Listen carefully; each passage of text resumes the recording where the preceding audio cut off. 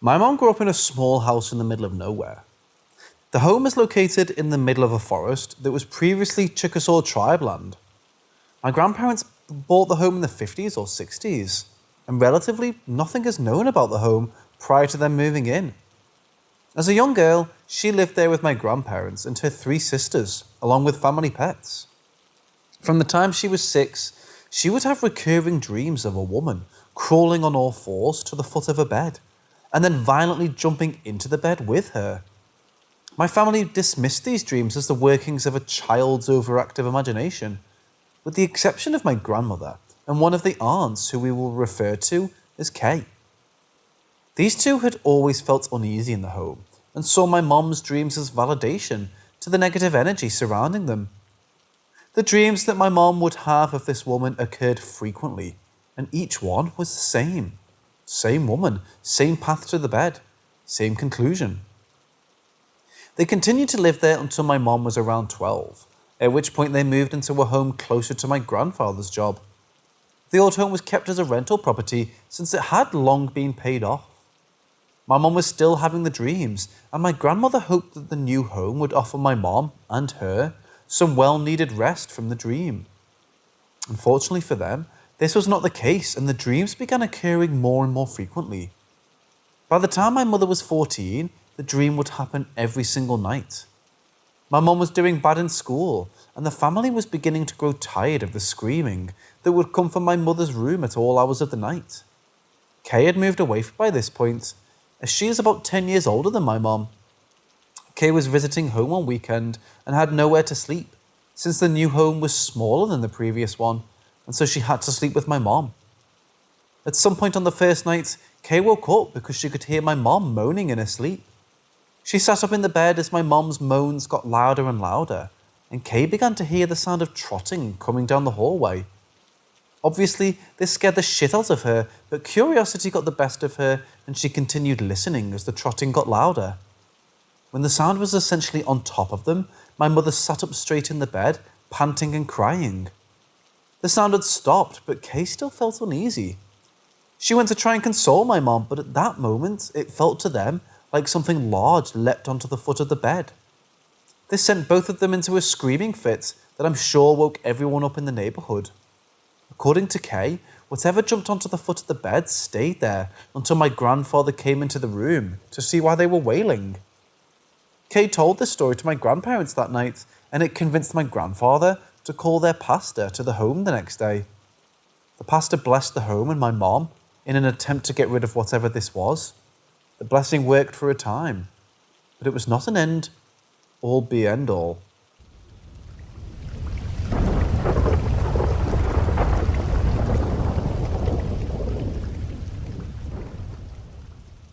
Life for my mom after the pastor did this blessing improved a bit.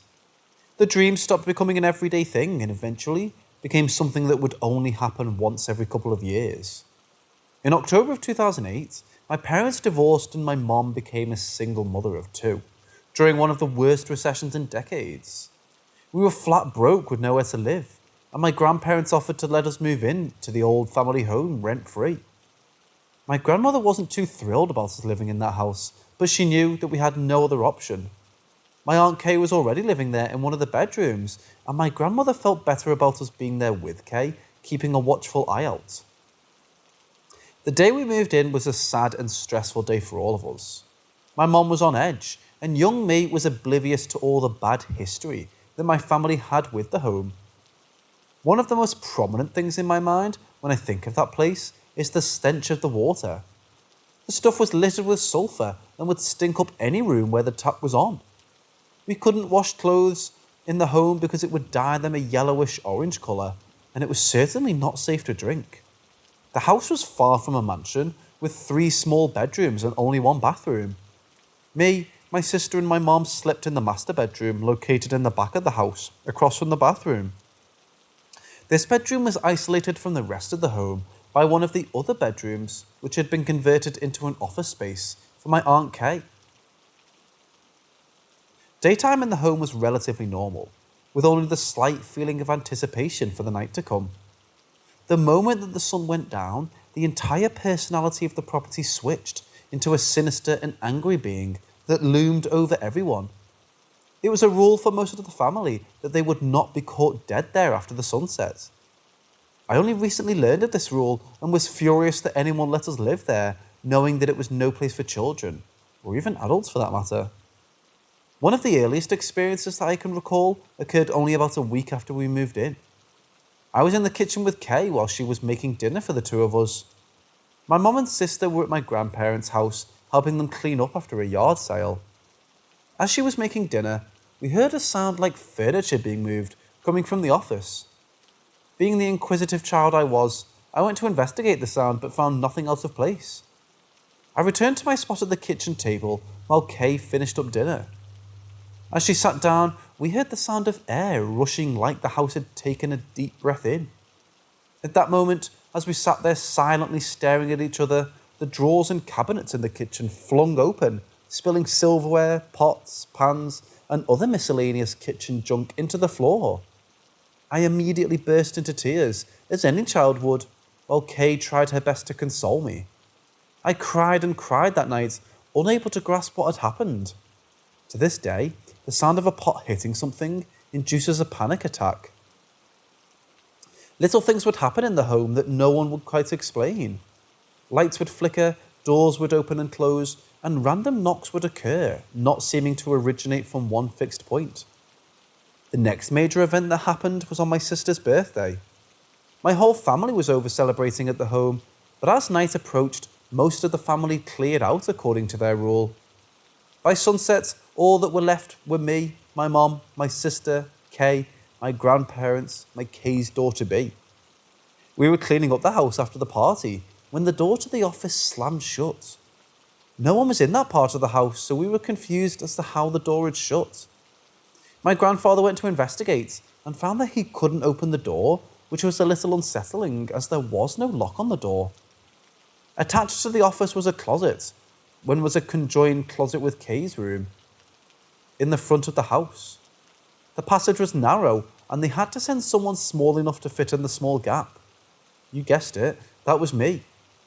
I made my way through the closet and into the office, where I found myself staring at the door and trembling. Something had pushed a small bookshelf against the door and jammed it under the handle. I pushed and pushed on the shelf, trying to clear the door, and that's when I heard it. It started off quiet and distant, but grew louder with every passing second.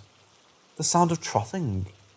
I panicked and started kicking the shelf with all of my might, and thankfully it budged. I flung the door open and ran straight to my grandfather and held on to him like my life depended on it. I'd love to say that that was the end of it and that we promptly moved out of that hellhole, but that would make me a liar. We stayed in that home for another 2 years. Well, saying we would also be a lie. I had one more experience not long after my sister's party that caused me to practically move in with my grandparents. Being that the house was so small, my sister and I slept with my mom in the master bedroom in her king-sized bed that she got in the divorce. My mom had started frequently having the dream, but didn't tell anyone that she had until years later. One night, we were asleep, and I woke up because I heard my mom moaning. I sat up and looked around the room to see nothing out of place, and then I started to hear a sound coming from the closet. It sounded like a tapping at first, that just kept getting louder. I woke my mom up and she could hear the sound too. She told me it was nothing and to go back to sleep. I tried, I really did, but that sound would not stop. Eventually I got fed up with the sound and had decided that I was going to see what it was and stop it. I think I convinced myself that it was a necklace or something clanging against some of the shelving in the closet. I approached the cracked door to investigate when a loud thump came from the back of the closet, followed by a quick running sound. The door then slammed shut and all was still and quiet. That was it, the last straw. The next day, I went to live with my grandparents and would only visit my mum on weekends.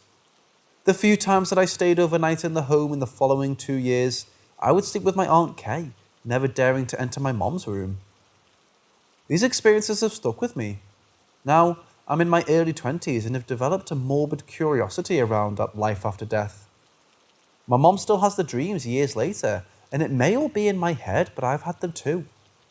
They're not frequent and have only happened a few times, but each time they do happen, I sleep with the lights on for a few weeks afterwards. My cousins live in the home now and are moving out soon. I plan to go back to the home for a few nights and seek some kind of closure. I posted these stories in hope of finding someone else who's experienced these things before, and if so, what exactly is this thing?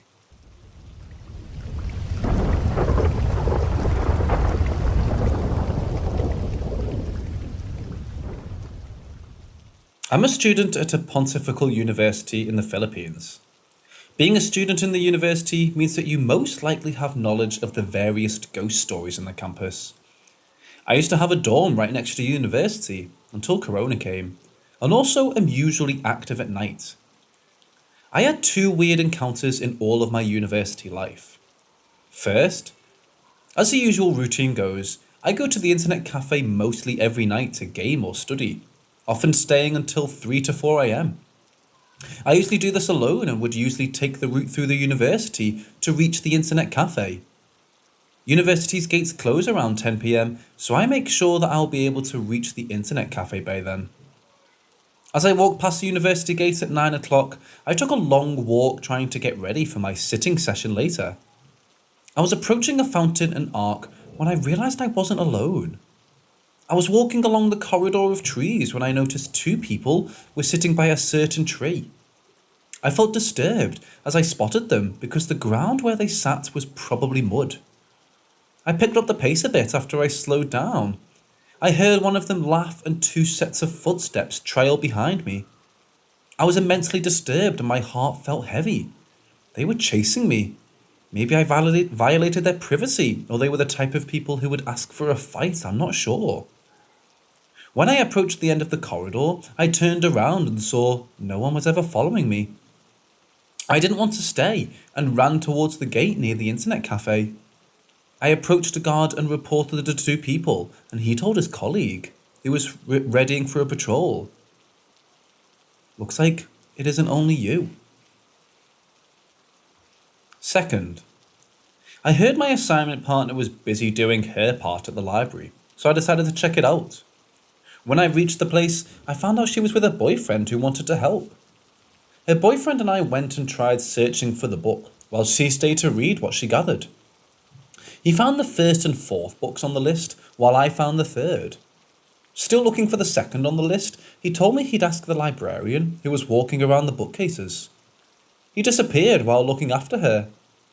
I found the book before he even returned and decided to head back after sending him a text. I got to meet my partner again and we waited for her boyfriend to return. After a few minutes, he did return, but he was teary-eyed and his skin pores were acting up. He said that the librarian he saw was in one of the portraits of the staff a few decades ago. My partner told him that what he experienced was one of the few ghost rumours in the library. I had doubts. Maybe it was the librarian's kid who identically looked like the one he saw.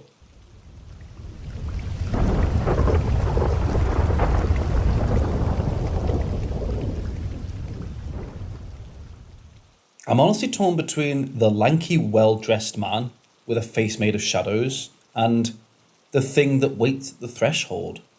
Both have their pros and cons. They actually both showed up at the same time once. I keep a journal of my sleep paralysis episodes. Here's the time they both showed up. The entry is from July 14th, 2019. For context, I work at a group home where I sometimes have to spend the night. Occasionally, I'm able to sleep while I'm there. Occasionally, I bring my dog with me. I was lying on my air mattress at work, trying to sleep. The room didn't look right. It was cold, and I could see my breath. It was almost pitch dark, but I could still see everything clearly. The lanky, well-dressed man with a face made of static and shadows mocks me. I know something worse is coming. I left the doors open with screen doors shut before I went to bed because it was maddeningly hot. And that's how it's going to get in. I need to get up. I need to shut the door. Something worse is coming. I can hear his footfalls outside the big window in the living room here at work. It's on the front lawn. Every time it steps down on the grass, I can feel an external sense of coldness radiating through the world from that direction. Like it's cold, but it's a cold that isn't localized within my body, that I'm not experiencing with my nerves. I'm feeling frozen footsteps that flow into my brain from outside the house. The lanky, well dressed man with a face made of static and shadows asks if I'm really going to just lie there and let the other come in through the door I left open. He says the horseshoe above the door won't be enough to stop it. I try to scream and can't. I try to get up and can't. I try to turn my head and it happens so slowly. And it takes so much effort for every millimetre of turning I manage. It feels like trying to push my face through a concrete wall, except it's working, but too slow. I try to move my arms. I try to stand up.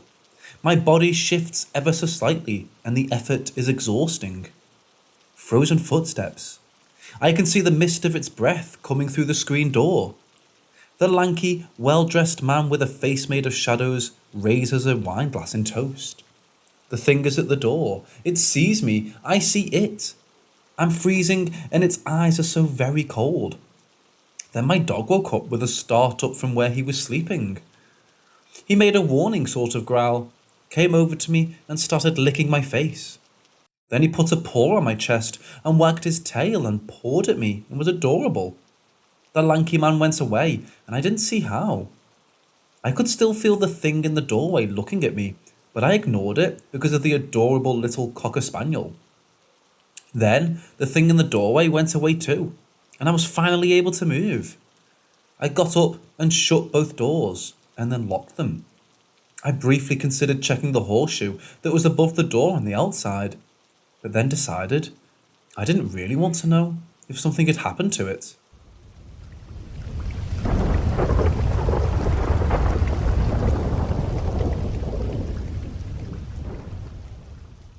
So back in December 2017, I had finally found a new place to live and was moving out of my ex-fiance's apartment. It was in this student housing complex that has a ton of houses in it, and you lease out the rooms. Anyway, I was 20 at the time and took over the lease for this other girl that lived there. I moved into this 4-bed, 4.5-bath house that was 2 stories. 3 other girls lived there with me that I didn't know. It started out as smoothly as it could, given that I had to literally rebuild my life, and I was in a strange new house with people I didn't know. Nothing really happened to me at first. However, it was certainly gradual. Probably the first thing I noticed was the air and atmosphere felt thick and heavy all the time, and I never felt like I was alone. I constantly felt fear or some other negative emotion. I just thought this was because of my situation, and I would get over it once I bounced back. It didn't. Then I would hear clawing, scratching and thudding at random times. My bedroom was on the top floor and the door to the attic was just outside my room. We called maintenance on multiple occasions to get an exterminator out. They finally checked it out and couldn't find a single thing wrong in the attic. No nests, droppings, dead animals, insects, etc. Then, the breaker box would constantly have to be reset. Every single day, the breaker would have to be reset at least 3 times, but it was usually more. How it would happen is a section of lights would turn off in one room. We would reset the breaker for whatever room it was, and then it would be a different set of lights. We would reset it and wash, rinse, repeat several times a day. It didn't matter the time of year, weather, or anything. We finally had the complex get an electrician out there, and he said there was nothing wrong with our breaker box or anything like that. It was absolutely terrifying. Sometimes you'd be in the bathroom or shower and the lights would just go off in your bathroom and that's it. There was no rhyme or reason. Another thing that started happening was things would fly off my wall. I would never see it admittedly, but I knew they did just based on how and where they landed and what the object was. Whatever the entity was, it did not like my Mardi Gras mask that I had on my shelf. There was no reason for this thing to fall off. I had it anchored to the shelf with hooks and a stopper in front of it. Either way, sometimes I would turn around or walk in my room, even if I just left for a few minutes, and find this mask 6 to 10 feet away from the shelf. Doesn't make sense because it was heavy and an odd shape, so it shouldn't have been able to roll that far if it somehow just magically fell off. Side note, my room is carpeted, so that adds another obstacle. I wanted to test it, so I put a lot of noisy plastic stuff right underneath the shelf. Cellophane mostly, but anything that was loud, crinkly, and I would definitely hear. But I never heard it fall onto that pile of cellophane, even though it continued to wind up like 6 to 10 feet away from the shelf. There was a lot of minor things as well. Drops in temperature, shadows, whispering downstairs, but we could never tell what they were saying. My roommates all got sleep paralysis. It would always be one of their worst fears. I never slept well. Things would disappear and reappear, strange sounds, etc. Another thing is I find and resell various oddities. So I had a vintage Ouija board there, but I sold it within the same week I got it. Never even opened the thing. Just sold it as to make a profit. During the first few days I had it, I would awaken at night and, as crazy as it seems, something was telling me to open it and play with it. Felt like the thoughts weren't my own because I've never and would never play with one. I never caved in, but I thought that was odd. However, it started coming to a head after I'd been there a few months, and it was just before summer break. My roommates had a big party there, and I invited a friend to it. My friend told me years later that when they went downstairs after the party, about 4 a.m. it was so, to get some water, they said that they heard hundreds of flies flying towards them, but they couldn't see any. And they said while this happened, the room smelled of rotting meat. There weren't any flies or rotting meat in this house, FYI. So we moved out of that house after our lease was up, and we moved to another house within the same complex, and haven't had any problems. Still creeped out when I drove by the house on Winter Park Drive.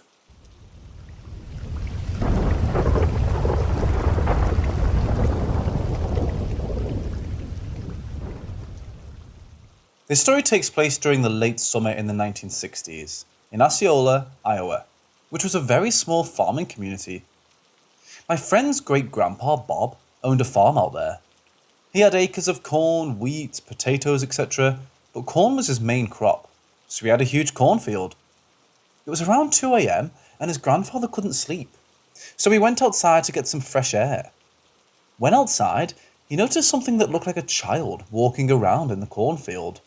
So, Bob ran back inside and grabbed his double-barrel shotgun and woke the farmhand for a backup. They combed through the cornfield in an attempt to find whatever was running around out there. After a while, they still couldn't find anything, so Bob told the farmhand to go back inside the house while he stayed on the porch to watch his cornfield. Then, he looked at the gravel road between his yard and the fence line that led to the cornfield, and standing on the road was a little girl, around 6 years old or so, and she was wearing a white dress that made her look like she had just gotten out of church. Bob thought that his mind must have been playing tricks on him, so he tried to lay down on the couch to rest, but also to stay somewhat alert. However, not even a minute after he laid down, he heard a knock on the screen door. He walked up to the door and slightly cracked the main door open. He saw the little girl and asked, "May I help you?" The little girl said, "Mister, I'm lost, and I don't know where my parents are. Can I come in the house and use your telephone?" Bob felt uneasy and told her that he could get her a glass of water, and he can call her parents for her if she gave him the number. But he didn't feel comfortable letting her inside. He felt something off about the little girl.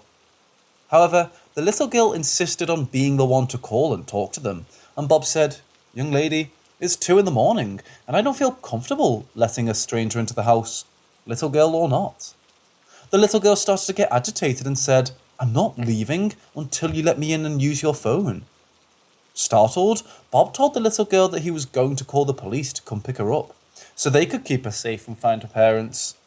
He closed the door to go and call the police, and he heard somebody punch the door like a grown man.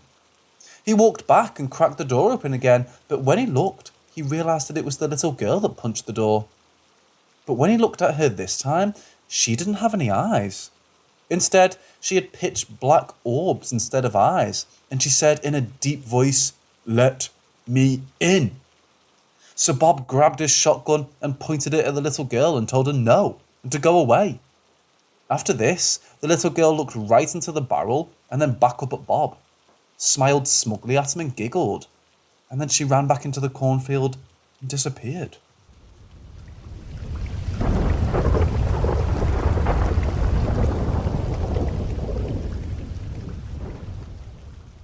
I remember when I was a kid that every school was built over a cemetery cliché, but my elementary school actually was built over one.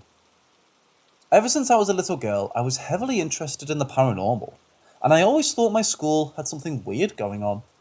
And for some reason, I was invested in proving to myself that I was right. In 4th grade, my experiments began.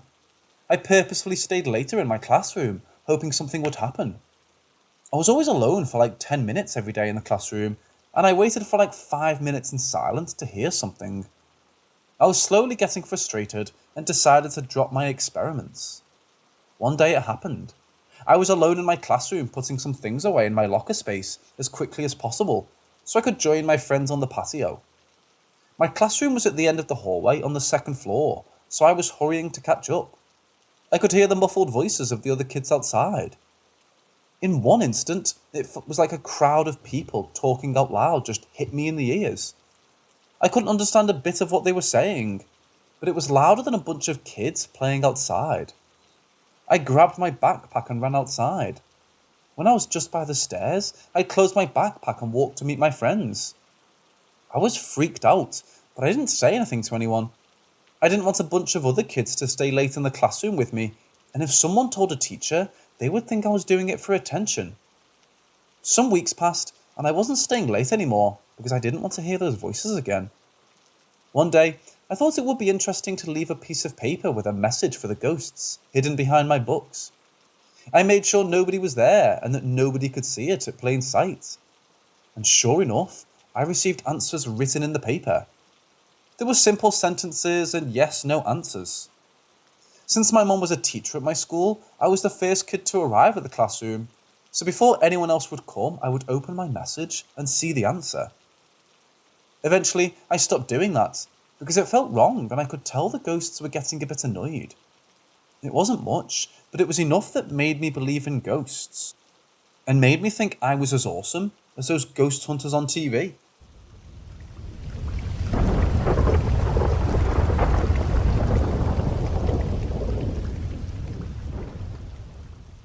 This happened a few months ago.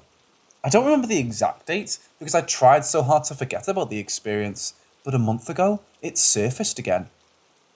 It was pretty late at night, between 4 and 5 a.m. I fell asleep with my cell phone right beside me, and I felt it vibrate.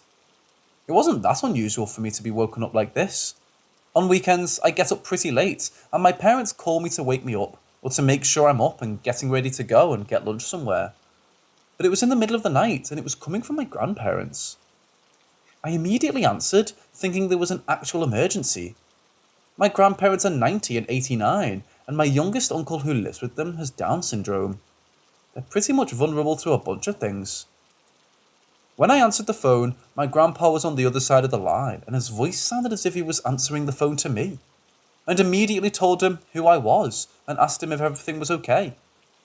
He sounded confused, which I didn't think was a big deal. He has trouble with hearing because of his age, and I thought he just forgot to put his hearing aids on. But then he started screaming and the phone call ended. All this happened in the course of a minute or so. I immediately tried to call back, absolutely terrified of something happening to them. After 3 non-answered calls, I was on the edge of a panic attack if I didn't have one already. I got out of my room and woke up my dad. I told him what happened and showed him the call record on my phone so he couldn't brush it off, saying to me it was just a nightmare. I begged him to call them just to make sure everything was okay. He told me he'd do it and to go to bed. I didn't sleep much that night. I was absolutely terrified, at times imagining the worst, but also analysing what happened and thinking of a logical explanation. But nothing makes sense to me. My grandpa is not the most technological guy. He's pretty old school in that way. My grandma is the one that uses their cell phone or their landline to communicate with us. I'm not really my grandpa's favourite, and I don't know how I would be the first to be contacted if something happened. For me, it's pretty hard to comprehend how the man that doesn't even know how to spell my name correctly knows my phone number. I have to add, also, that my grandpa is a very respected doctor who's won several awards and is the most healthy person I've known in my entire life. He hasn't lost any of his marbles, he's pretty aware and conscious about his surroundings. In the early morning, my dad called and my grandma answered. Fortunately, everything was okay, and my grandma assured him nobody called me that night. My dad kind of tried the "you were just dreaming" speech, but once again I showed him the call I received and that I actually talked to someone. He's a logical man, and he would try to give me an explanation, but this time he didn't even try. He was so freaked out that he pretended this conversation never happened and continued with his day. I made my entire family check their phones so we could make sure nobody was called that night and that it was just me who received a creepy phone call. I buried that memory on the remotest corner of my brain, hoping it never popped up again, and I just forgot it.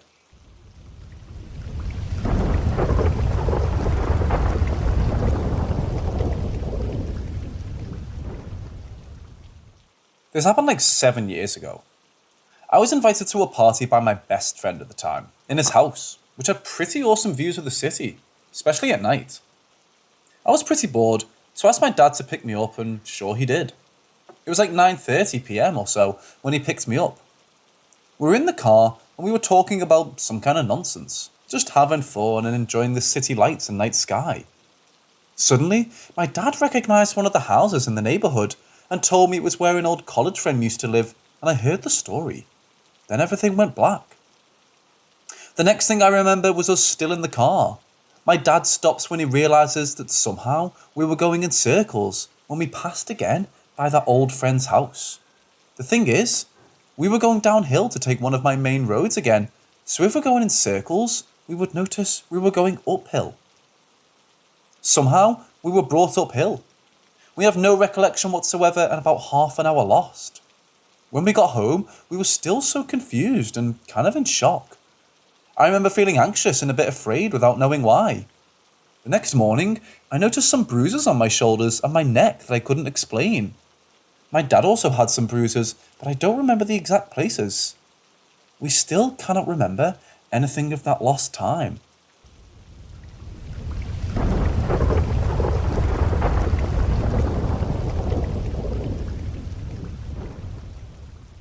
Last night, at around 1 AM, I saw an apparition float from my bedroom closet and out of my main bedroom door. I was laying in bed with my girlfriend while she was asleep, watching Oh Brother Where Art Thou? The movie was at the part when the girls were in the river, giving the main characters moonshine. Then out of the corner of my eye, I saw it floating from my closet and travelling semi-fast out of my bedroom door. It looked like a fog or exhaust on a cold day or a ghost, but in a rectangle form without the edges. I woke my girlfriend up immediately to tell her, and tears started to pour down my eyes. I was in complete shock. My whole life has been shocking, since now I know ghosts are real. I felt like I wanted to throw up. I even called and told my mom at 2:10 in the morning. I'm a grown-ass man with a 6-year-old daughter. My girlfriend's grandpa died exactly 2 months earlier, at 2:05 AM. And his ashes are in a mini urn in the closet, where I saw the apparitions originate from. Then today, I grilled steak for dinner for my family, girlfriend, 3 girl daughters. When I brought it in from the grill, I covered it with foil. Before I went to uncover it, there was a huge fog, mist or distortion all around me, right in front of me. I could barely see the counters and cabinets in the kitchen. That happened for about 5 seconds, then went away. I told my girlfriend, and she said that her grandpa really liked steak and was freaked the fuck out. I don't want to just assume it's my girlfriend's grandpa because of the 2-month anniversary, mini urn and his love for steak. Something definitely happened. I was always super skeptical, and now I just don't know what to think. I'm still in shock, and it's really messing with my mind. Does anyone have any insight on what this is or what I can do? Is this what a ghost really is? It hasn't moved anything, controlled lights, or touched anybody in the house. We live in an old apartment.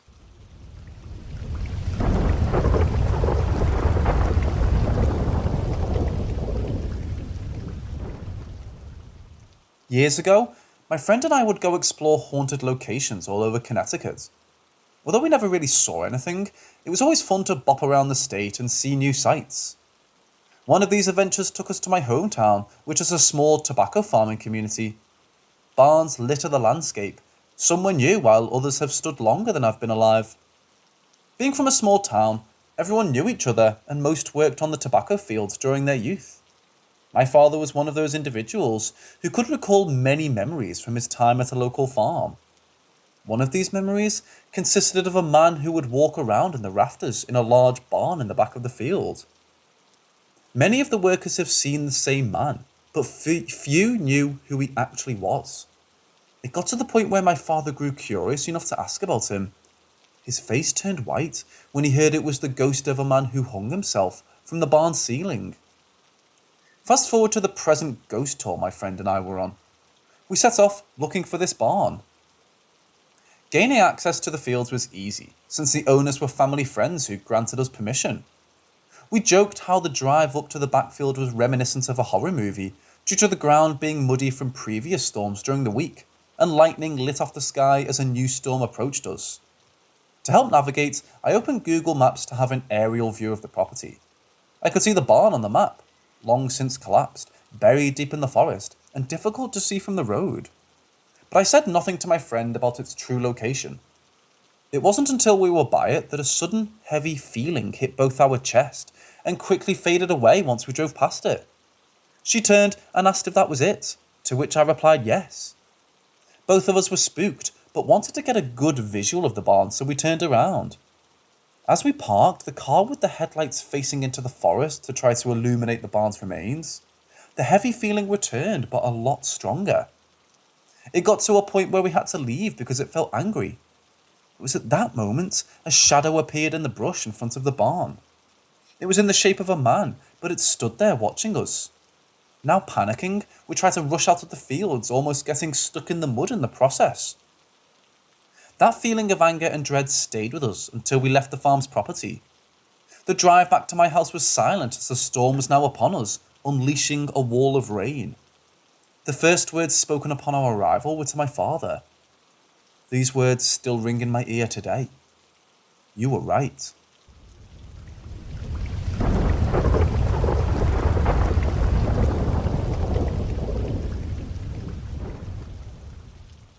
Please keep in mind, I'm a complete skeptic, constantly finding ways to practically explain my weird experiences.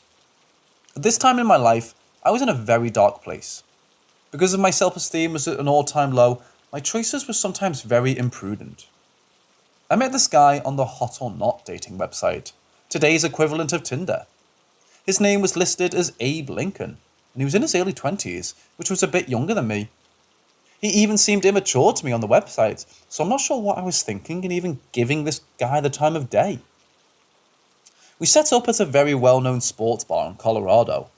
I was at least wise enough to not let him pick me up from home. The second I said hi and gave him a hug, it was like something punched me in the gut. I had a horrible feeling about this guy, but I thought, hey, what could possibly go wrong in a well-lit, highly populated area? We walked in, and it was particularly sparse for being a Friday night. As we walked down the main central aisle, headed toward the back area, Abe was leading the way as I hung back a little. Suddenly, something unseen physically hit me hard, and I mean hard, on the right side of my head. So hard that my hair whipped up over the top of my head, and over to the left side of my head. Not only did it shock me, but it hurt. I naturally whipped around in a complete 360 to look everywhere behind me and on both sides of me. There was nothing I could have run into, as the aisle was very wide, and there was absolutely no one there, at least in the physical sense. I was stunned and couldn't for the life of me figure out why or what had just happened. Was it someone from the other side trying to warn me of something bad to come? Or was it something darker? Something that just wanted to mess with me? I get how completely stupid this sounds. I'll say that the more I talked to this guy through the evening, the more I saw that he was a very scary individual.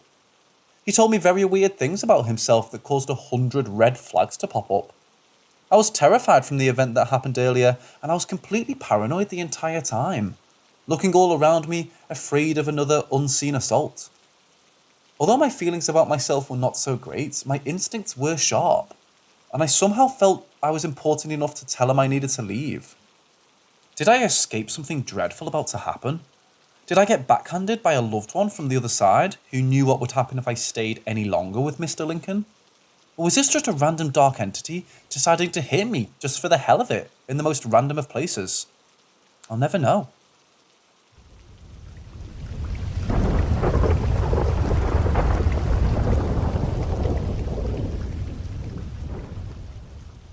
When I was in ninth grade walking to the bus stop near St. Paul, Minnesota, it was still dark out and eerily calm. No traffic and very quiet. But the second I stepped onto the street from my driveway, it felt like there was some kind of mild static energy in the air, if that makes sense. Anyways, my bus stop was half a block from my house on the corner, with one streetlight above it and some pine trees and shrubs that lined the street. I was looking at the ground as I walked up the hill toward the bus stop, and just before I crossed the street, I finally looked up to see if the kid I shared this bus stop with was already there. He wasn't. Instead, standing directly under the streetlight, was this maybe 3.5 foot tall alien? Facing its body toward me, staring at me. I stopped in my tracks and stared for a second, paralyzed with fear.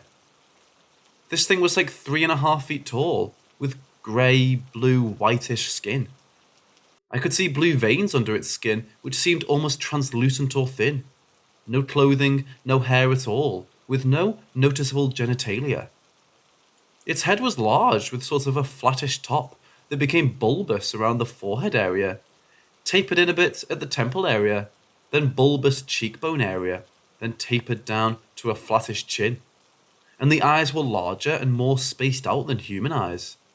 I didn't see a nose, and the mouth was like a small slit, no lips, and closed. The arms were too long for its body and hung at its side. I guess I didn't take note of its hands.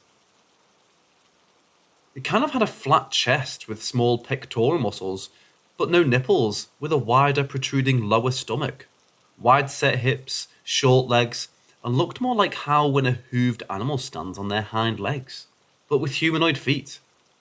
This thing just stood there under the streetlight facing me and staring at me, and only 20 to 30 feet away from me. I would guess I stood there for maybe 3 to 5 seconds staring at it, frozen with fear and confusion, trying to figure out what the fuck I was staring at. When my brain caught up with me, I ran as fast as I could back home, slammed the door shut, and was inconsolably crying and hyperventilating. My parents were confused and horrified as to what happened to me in the 3 minutes I was gone. My mom had to literally help me walk to the nearest chair. I didn't go to school that day.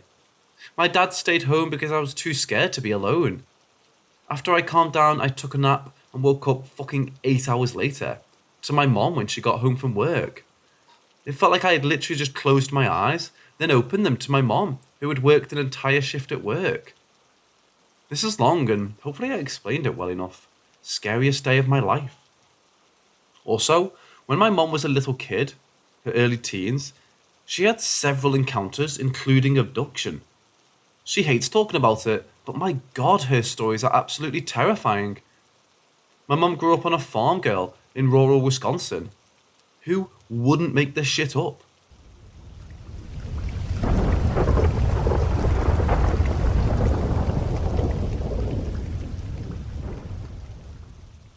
Around the summer of 2012 to 2013, when I was about 13ish, I spent the summer in South Dakota with my uncle, from the middle of June to the middle of August.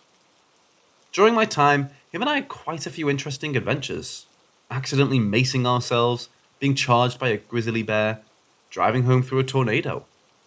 But this one is the one that I can't stop thinking about. Towards the end of my stay, we decided that we would go on one last hike. We had been hiking a few times beforehand, Yellowstone and Bear Butte, and figured we could squeeze in one more. He suggested going for roughly a 5 to 6 mile overnight camp and hike in Cloud Peak Wilderness, Wyoming. When we got there, we hiked for about 3 miles on trail before he suggested going off trail for a little bit. At some point, we came across an opening that had a medium-sized lake, a waterfall, and flat rock surfaces mixed with the surrounding woods.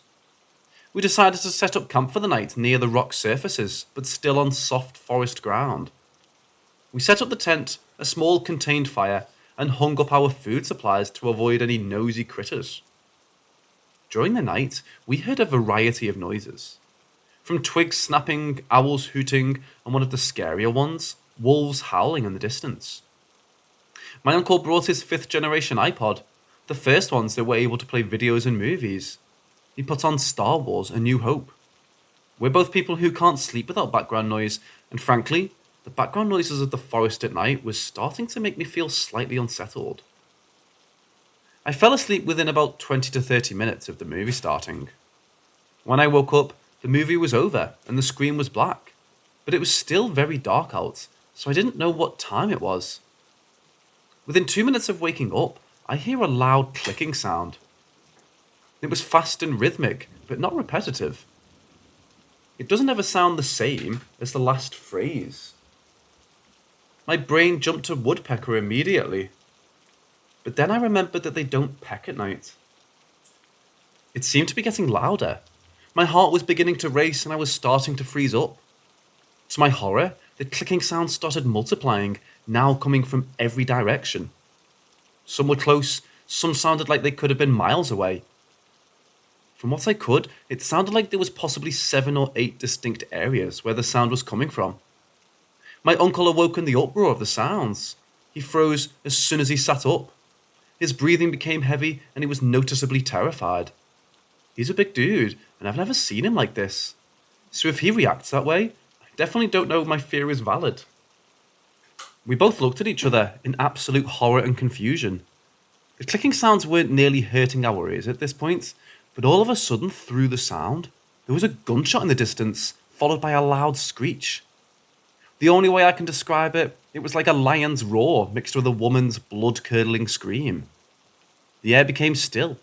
Everything became instantly silent. The only sound remaining being my breath and the breeze. My uncle and I just sat there, shocked for what felt like hours, but was probably only 2 to 3 minutes. After we were able to gain some self-control, we decided the only thing we could do was go back to sleep. Obviously, that wasn't happening, so I laid there for maybe 3 hours just listening to the still, silent atmosphere. Once morning broke, we packed up as fast as we could, not speaking a single word, and hiked back. We tried to remember the way in which we had gotten there, but for some reason, nothing looked familiar.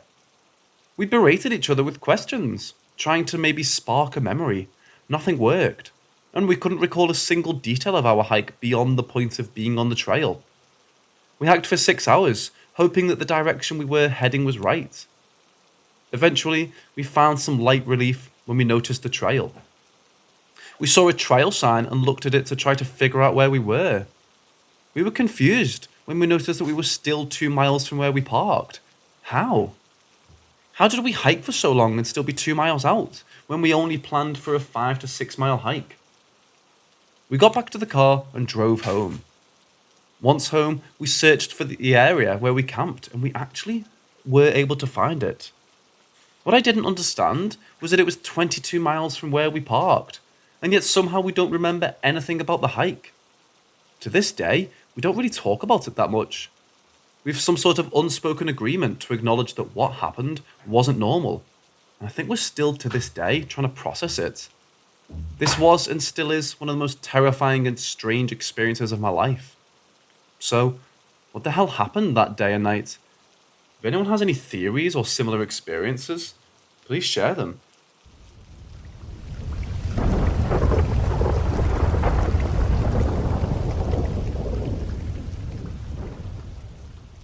My mom told her sister she will celebrate every birthday of hers.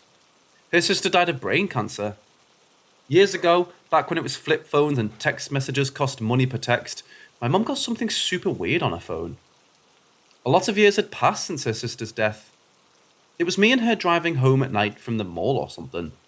Suddenly, my mom's phone starts going off and weird shit was happening to it. She got a message on her phone that said Kelly, with a picture of my sister from my stepdad, who didn't even know how to work a phone back then. She named my sister Kelly after her sister. Then I was like, what the fuck? I didn't know you could even get text messages, let alone even know how to text. I immediately called my stepdad while in the car with my mom, asking him why he sent that. He was freaked out and said there's no way he sent that at all. Then I hang up and my mom starts to cry and says it's her sister Kelly's birthday. As soon as she said that, all the lights in her van turned on at once, super bright. My mom started to cry harder while driving and said we have to sing happy birthday to her. We both started singing and the lights flickered to the song, and at the end of the happy birthday song, the lights flicked really fast. We both started to cry and the lights turned on once more, and my mom said, "Kelly, I'm driving down the highway. Please turn off the lights. I don't want to get pulled over. I love you." And then everything went out. It was the most shocking moment I ever experienced. My mom bawled her eyes out the whole way home.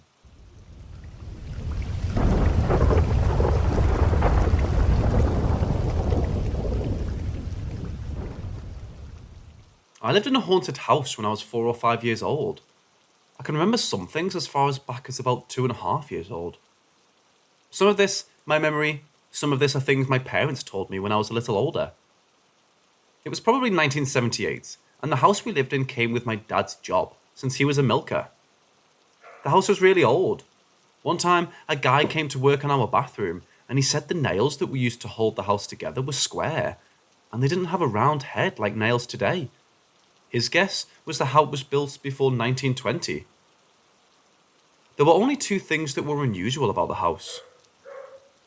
It was a huge 2-story house, and sometimes when we would come home, there was a bell about 30 feet off the ground that was rusted solid, and it would start ringing.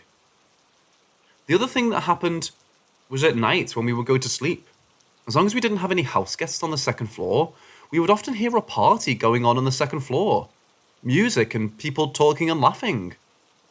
I do remember when we moved into our next place, I was looking for the ghosts there. I thought they came with every house. The second house I lived in that had a ghost was a house my parents bought when I was still in high school as a junior. Anyways, this ghost was nice. You could normally see her out of the corner of your eye in the living room. I know it wasn't just my imagination, because my friends saw her too, and we all gave the same description. Small elderly woman, about 5 feet tall, dressed all in black, and she would get hazy and disappear from about mid-thigh down. Sometimes when I would come home, if I'd had a particularly bad day, she would, for lack of a better term, rub my back. It was a feeling like when someone's hand is as close to your skin as it can get, without actually touching it. This is a second-hand story in that I heard it from the people who were there when it happened. There's a belief that every good theatre has a ghost, and Boyce Little Theatre in Boyce, Idaho has at least one ghost, but probably two. The reason I say two is because the original building the theatre was in burned down during a performance, and 2 of the patrons died in the fire. I don't know how ghost logic works, but the ghost came with everything that was salvageable to the new theatre. Personally, I've seen lights turn on behind the stage, and I remember our costuming woman found a box of costumes appear in a locked room from nowhere, and no one ever knew where they came from. We liked our ghosts. One night, a couple of years before I was there was a rehearsal going on. Because it was just a rehearsal, the only entrance in the back was chained and locked. The front doors were the only way in. And there were people wandering around doing various things all over the theatre all night. No one was getting into that theatre without being seen or heard. Everyone was taking a break and eating pizza in the seats, except for one of the actors' 3 to 4-year-old daughter, who was playing on the stage. That's when the trap doors opened under the girl. From the top of the stage to the concrete floor below is about a 14-foot drop. A 3 to 4-year-old girl falling 14 feet with nothing to stop her but the concrete floor. You expect the worst. Everyone jumps up and runs to the back. Some going to the right of the stage, some going left. The way the theatre is arranged, it only takes 5 to 10 seconds to get to the door going under the stage while running. They get below the stage and they find her, standing under the trapdoor, not a scratch on her. When her parents ask her what happened, all she would say is, "A nice man caught me."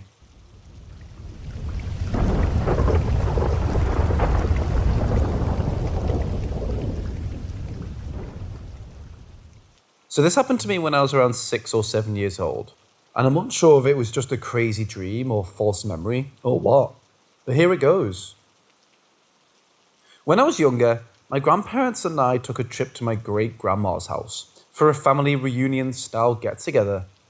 We stayed for 5 days, and the days were fun, but the nights were a different story altogether. I was set to sleep in a spare room on some rickety old bunk beds with my older, I think she was 9, cousin Laurie. She took the bottom bunk and I took the top, because everybody knows the top bunk is cooler. Literally, the house had no air conditioning and it was closer to the ceiling fan. Laurie's mom was out of work and had been staying with my great grandma to get back on track and try and find a job. Across from the bunk beds, there was a big hole in the wall where I was told my great uncle Buck had fallen down trying to roller skate in the house, and his elbow had gone through the wall. The first night I slept there, nothing happened. Or if it did, I was so sleepy from the long drive, I didn't notice it. But the second night, I got really freaked out. After Laurie and I got in our bunks and her mom turned the lights out, I didn't fall asleep for a while. And when I did, it felt like I woke back up immediately. The room was still dark, and when I rolled over to try and look down at the clock on the opposite wall, my eyes were drawn to the hole. It took me a minute to realise what I was seeing, because there was something lighter coloured moving in the hole. You know how at night when it's really dark you can kind of see light or white things? The hole had this really weird look of moving white in it, and I leaned and squinted trying to see what it was. Eventually, I got still, and I realised it was an eyeball. Imagine if you were to look into a dollhouse through a hole you made in the wall of it. It was like I was the doll inside, and this big eyeball was looking through the hole. The white I saw moving was the white of the eye growing larger and smaller as the people looked around different parts of the room. Now, the hole on the wall wasn't tiny. I'd say it was the size of an irregularly shaped dinner plate. So for the eye to take up so much of it, I couldn't even see the whole thing. It had to be huge. I was paralysed with fear and pulled the covers up over my head and laid there sweating in total silence, until I eventually fell asleep and morning came. If it had just happened once, I'd say it was just a bizarre dream. But every night I slept in that room, the eye came back. I'd fall asleep, then jolt awake later, and there it would be in the hole, and I'd be too scared to move. It's a miracle I didn't wet the bed, because if I had to go, I'd have been too scared to move. I never mentioned it to my grandparents because I was convinced they'd think it was a bad dreams and take away my TV privileges. Isn't it messed up how as a kid you're more concerned with losing TV access than something that was scaring so bad at night you were paralysed? I did, however, bring it up with Laurie on our last day there, and I'll never ever forget what she said to me, even though it's been 20 years. She looked at me in the face, no laughing, and said, "It's okay, he can't get through there, he's too big." To this day, I have no idea what she meant by that. Who's he? Did she see it too? I would have thought she was teasing me, but she said it in such a matter-of-fact way I didn't and still don't know how to take it. Years later, I asked her about it, and she claims to not remember the incident at all. This has led me to speculate that maybe it was just a recurring dream I had as a child, and me asking her was just a false memory, but I don't know. It's something that stuck with me in a way that some of the other childhood nightmares I had haven't.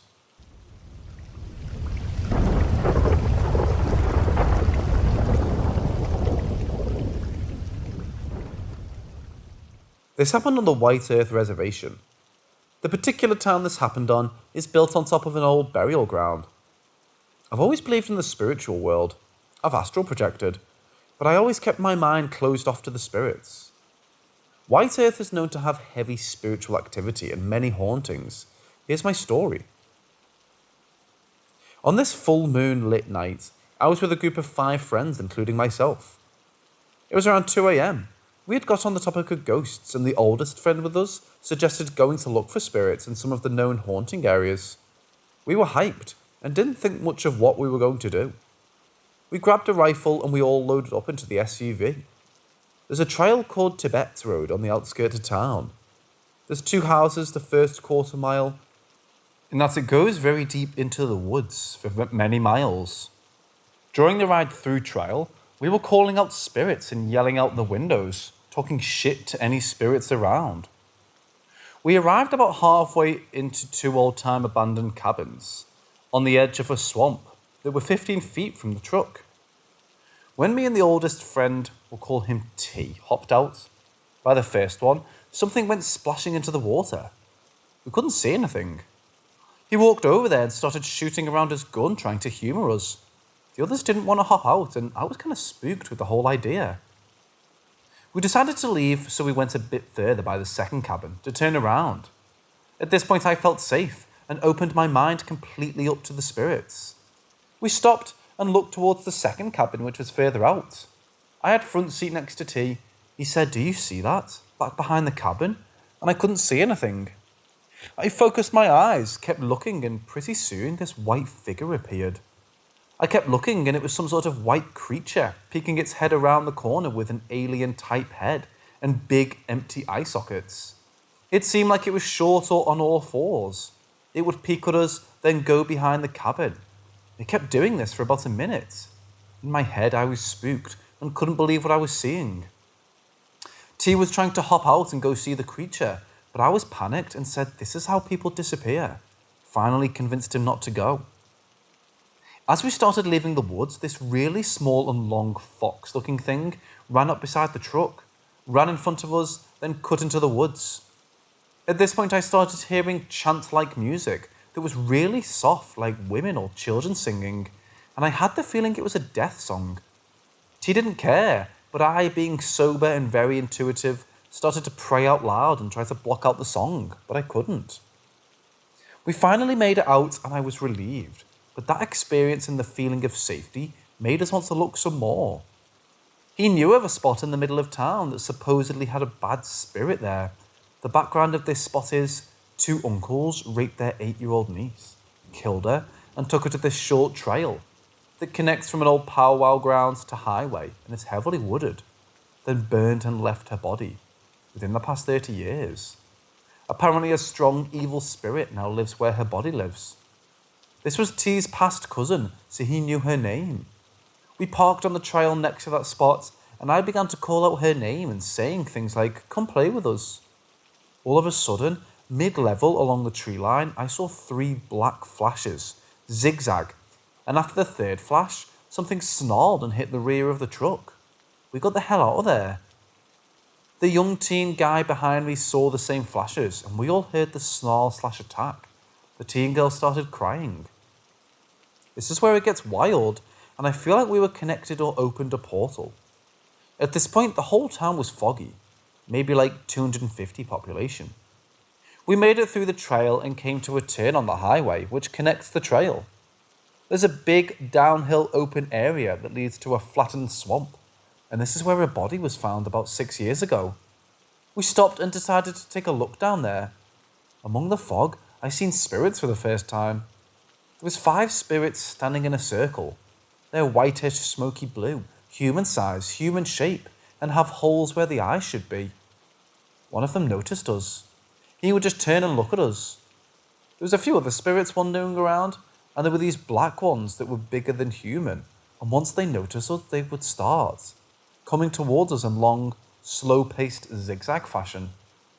I felt like their intent was evil, and we decided to leave before they got any closer. We went to another swampy area, and I couldn't believe it. We saw more spirits and more of the black ones that would then start coming towards us. Around this time, it was 5 a.m, and the sun was starting to rise. We went back over by where the little girl was killed, except we went on a trail opposite of the flatland swamp, and the trail she died on. We had to walk, so we got out of the vehicle and felt safe, being it was lighter out. Coming directly from where the thing attacked our car, you could hear an adult girl crying and moaning out loud, and it gives me goosebumps to this day. I'm pretty sure it's the soul of the girl or something sinister trying to mimic her. The next night, I was at a different friend's in another town. He has a basement with no door in the living room, and his cat kept sitting at the top looking down, as if something was there. It did it a few times. Then at 3 a.m, that night, exactly around the time the phenomena started happening the night before, I seen a black shadow go along the wall towards the TV, and the cat was running after it. As soon as it got behind the TV cut out to static, and we had to reset it. For the next year, after all of this, Whenever I would think of it, usually at night time, I would wake up the next morning with handprints on my wrist. This happened probably 6 times before I really put my mind to prayer and cleansing myself of whatever attached to me. Spirits are real, my friends. I know what we did was very disrespectful and obviously disturbed the peace. I've grown in spirituality, energy, and wisdom since then.